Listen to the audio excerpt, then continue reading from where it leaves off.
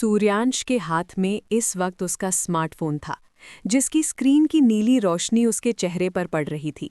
वो एकटक स्क्रीन को देख रहा था, मानो अपनी जीत का जश्न मना रहा हो।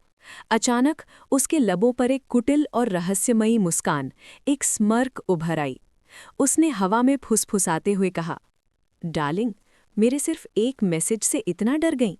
अब इसे मैं एक अच्छा संकेत मानूं या बुरा? वैसे ये गलत बात नहीं लगती मुझे।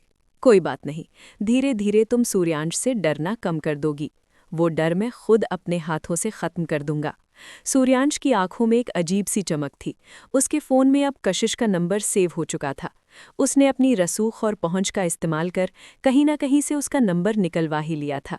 उसके चेहरे पर कोई खास भाव नहीं थे, लेकिन उसके दिमाग के बंद कमरों में कोई गहरी साजिश चल रही थी, जिसे समझ पाना किसी आम इंसान के बस की बात नहीं थी। दूसरी तरफ कशिश हाँफते हुए शिला को खींचकर घर के पास वाले मोड़ तक ले आई थी। कशिश का फ्लैट अब चंद कदमों की दूरी पर था। शिला की सांसें फूल रही थी। उसने रुकते हुए कशिश का हाथ झटक दिया और लंबी सांस लेते हुए पूछा, अब बताओगी कि माजरा क्या है? अचानक इस तरह पागलों की तरह भागते हुए यहाँ क्यों आ गई? कशिश का सीना धड़कन की रफ्तार से ऊपर नीचे हो रहा था। उसने एक लंबी और गहरी सांस ली, फिर कांपते हाथों से अपना मोबाइल शिला की ओर बढ़ाते हुए बोली, ये देख, ये मैसेज देख। शिला ने झटके से मोबाइल लिया और जैसे जैसे वो मैसेज के अल्फाजों को पढ़ती गई, उसके चेहरे के रंग उड़ते गए। उसकी आंखों में हैरानी और चिंता साफ देखी जा सकती थी। शिला ने बेहद गंभीर लहजे में कहा, कशिश, ये तो साफ साफ स्टॉकिंग है। आखिर ये कौन है जो तुम्हें इस तरह के डरावने मैसेज भेजकर परेशान कर रहा है? पता नहीं ये कौन है, पर मुझे जिस पर शक है, बस दुआ करो कि वो ना हो। कशिश ने माथे पर आए पसीने को पोंछते हुए कहा। उसकी आवाज़ में एक अनजाना खौफ था। शिला ने सहानुभूति से उसके कंधे पर हाथ रखा और बोली, कौन लग रहा है तुम्हें? किसके ऊपर शक की सुई जा रही है? शिला के सवाल ने कशिश को खामोश कर दिया। वो अपनी उलझनों और उस कड़वे सच को पूरी तरह बयान नहीं कर सकती थी।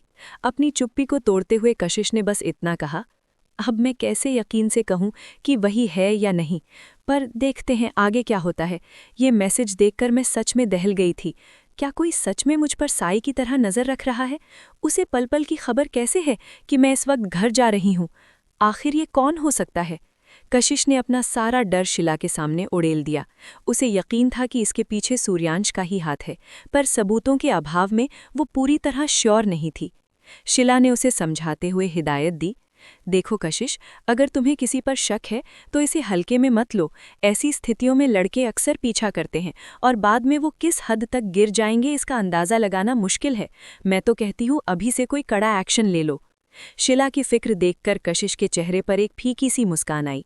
उसने कहा, हाँ, कुछ वक्त और देखती हूँ इसे। अगर बात हाथ से निकली तो भाई को सब बता दूंगी और फिर इसके खिलाफ एक्शन लूंगी। शिला ने माहौल को हल्का करने की कोशिश की और चहकते हुए बोली, गुड, अब ये उतरा हुआ चेहरा मत बनाओ, थोड़ी सी मुस्कान लाओ। तुम उदास अच्छी नहीं लगती, चलो अब थोड़ा हंस के दिखाओ।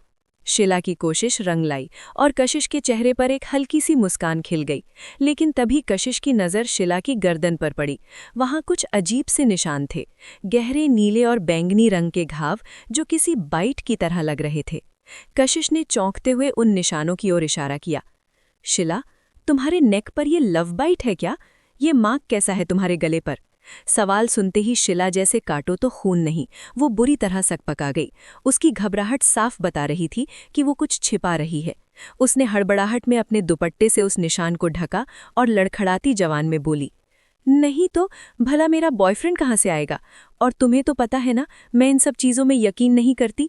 ये तो शायद किसी मक्खी या कीड़े के काटने का निशान है। तुम भी ना कशिश, हर चीज़ का वही मतलब निकालती हो। ऐसा कुछ नहीं है।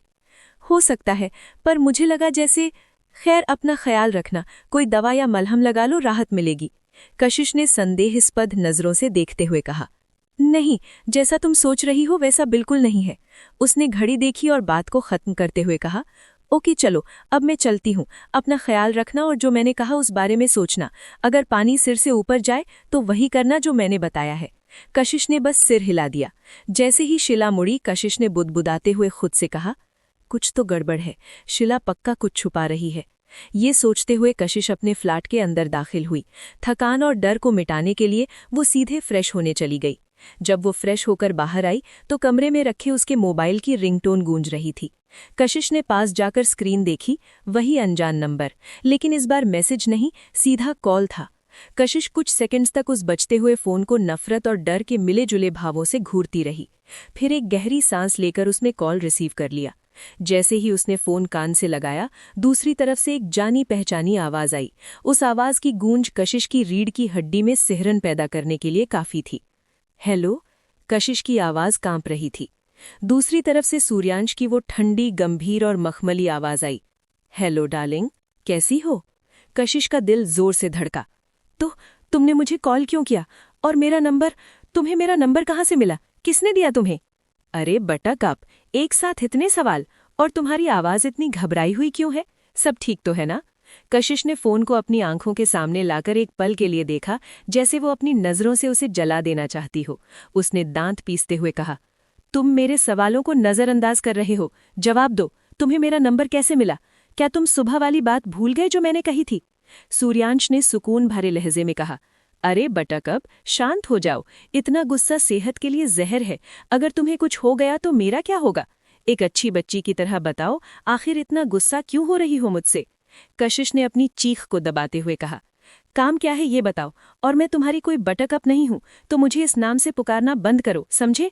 सूर्यांश ने बड़े ही सपाट और बेफिक्र अंदाज में जवाब दिया, बस यूं ही तुम्हारी याद सता रही थी तो सोचा कॉल कर लूं।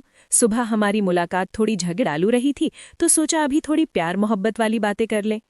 तुम्हें नहीं लगता कि ये कुछ ज्यादा हो रहा है? तुम थकते नहीं हो ये सब करके? आखिर क्या चाहते हो?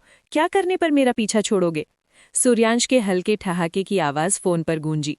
बटरकप, इतने में ही हार मान ली? अरे अभी तो खेल शुरू हुआ है, आगे आगे देखो होता क्या है। इतनी जल्दी थकना मना है। हो गया तुम्हारा लेक्चर, कितना पकाओगे? अब मैं फोन रखूं? कशिश ने तपाक से कहा और बिना उसके जवाब का इंतजार किए कॉल काट दिया। फोन फेंककर वो खुद से बुदबुदाने लगी, इस लड़के ने जीना हराम कर दिया है मेरा। इडियट, अब तो नंबर भी पता कर लिया इसने। उसने थकी हुई आंखों को बंद किया और एक लंबी तनाव भरी सांस ली। उसे एहसास हो रहा था कि सूर्यांश नाम का ये तूफान अब उसकी जिंदगी को पूरी तरह बदलने वाला है।